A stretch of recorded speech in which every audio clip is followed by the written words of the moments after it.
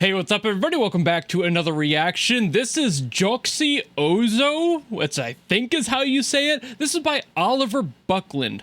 I have no clue who that is. I don't know what this is, but from what I did see on the page here without going into the description, just at the top of the description, apparently this is from some free game called Corru Observer. I have no clue what that is, never heard of it in my life, and I don't know what any of this is going to be, but apparently it's from a game, and that's pretty par for the course on this channel. Either way, JazzPHK wanted me to get to this in the executive producer queue, so of course I am doing that today, and I have one hint for this song from them, which is that this song is mostly real instruments and 1% not.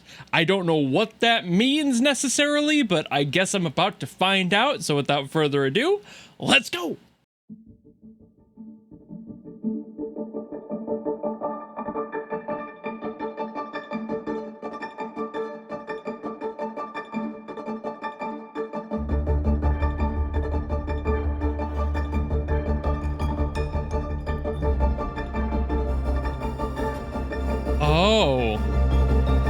Oh, that's what they meant.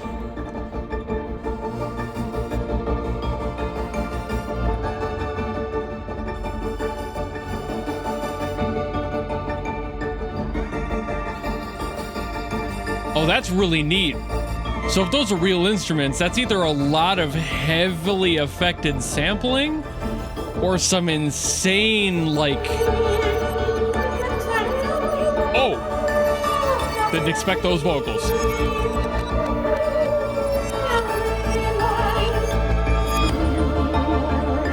Is that in reverse? What in the Courage the Cowardly Dog is this creature in the center of the screen?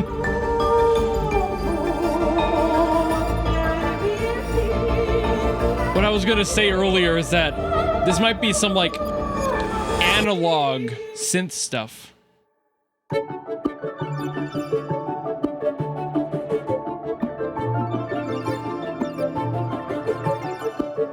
So, like, I'm definitely hearing real instruments in here for sure, but also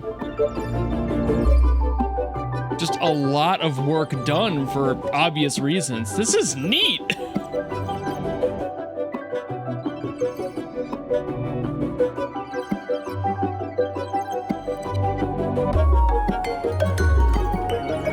I'm still not a huge fan of La Creatura in the center of the screen here, but she's there.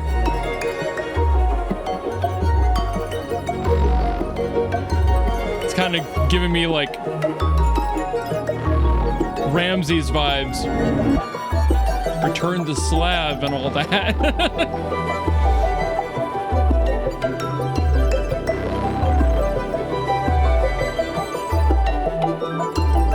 It's like all the percussive elements, those all sound organic.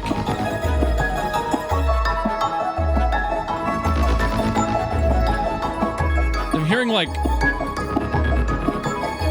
varieties of bells, or just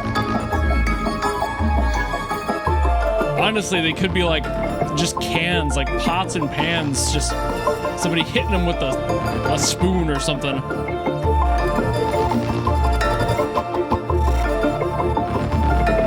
That sounds like bells or chimes, maybe.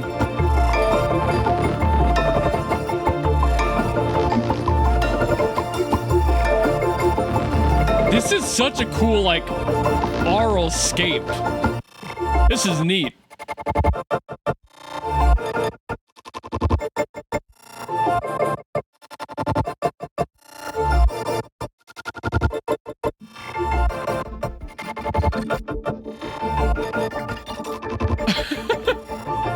Of all things I thought I was going to hear today, this is not anywhere near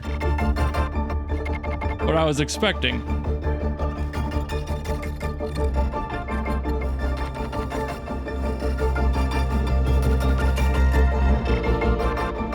Also, just as like an editing side note, I love the parallax going on in the background. That's really nice.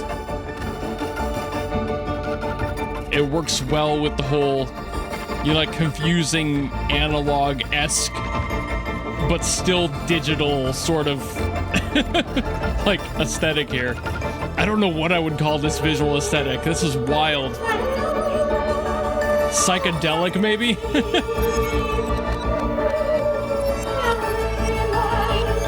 Fever Dream Parappa the Rappa.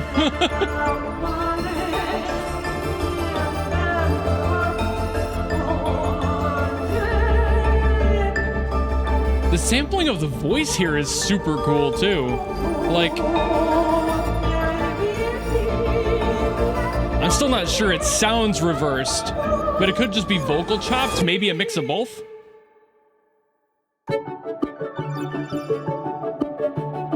It's almost like it's speaking its own language, which is potentially vocal chopping. Like if you were to just vocal chop English up, you could make a completely nonsense language out of that. So maybe almost Splatoon, you know, language style.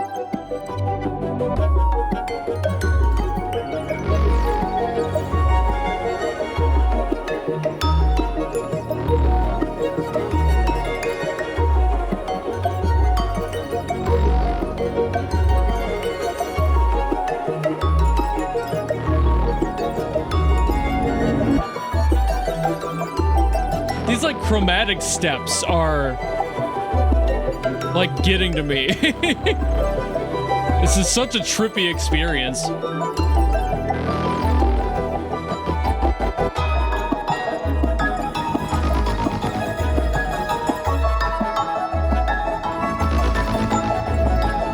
Because it's just like, it's all arpeggiating scales, basically. The whole melody is just that.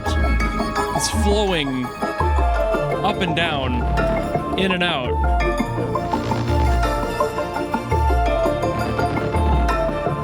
The swells in here, like that, like brass swell.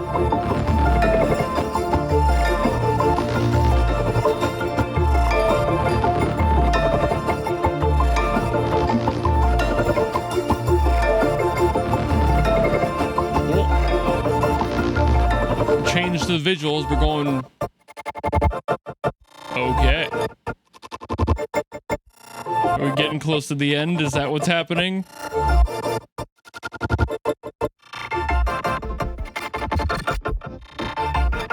I don't like that I can't tell what's happening next with a style like this. It's triggering my fight or flight. Also, great panning there at the end. Like, pull my brain out of it back into like analytical mode. That was really neat at the end, separating everything like that, just like breaking down within the headphones. That was really fucking cool. Okay, so there was a bunch happening in this song, and there was so much, it was almost overwhelming, but I just giving overall thoughts here, just like I was during the song. There is some really cool shit going on here. Largely, this is seemingly just supposed to be an experience type of song, something that is designed to be mostly sound design, a little less like melodic than anything, but it still is in its own way. I think this one's a lot more rhythmically present, which as a drummer, big preferred there, but it's also super weird because I could not, and I'm not great with time signatures either, but I couldn't place every single one of them. I could tell there was obviously 4/4 in there. I think I heard 3/4. That could have been something else.